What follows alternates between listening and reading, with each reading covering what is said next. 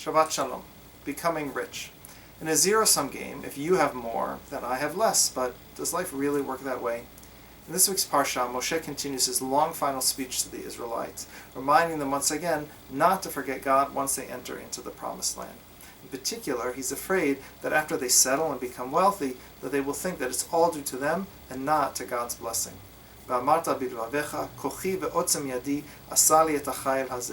You will say in your heart, it was my own strength and the power of my own hand that has won this wealth for me.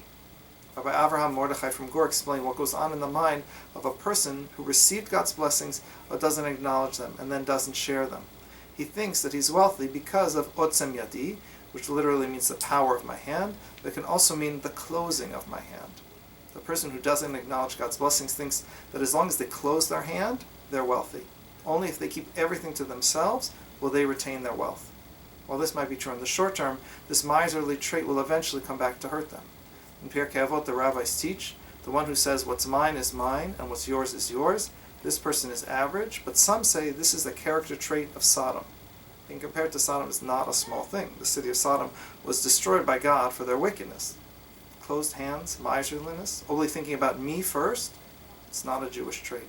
The Torah specifically commands us in next week's Parsha, Patoch tiftach et yadecha, open your hand to the poor and to the needy. You want to be rich and feel God's blessings? Open your hands and share your blessings with others. Look forward to seeing the Shabbat at TRZ, Friday night at 7:30 p.m. under the stars for birthday Shabbat, and Saturday morning at 9 a.m. where we'll be celebrating the Bar Mitzvah of Peter Hall. Shabbat Shalom.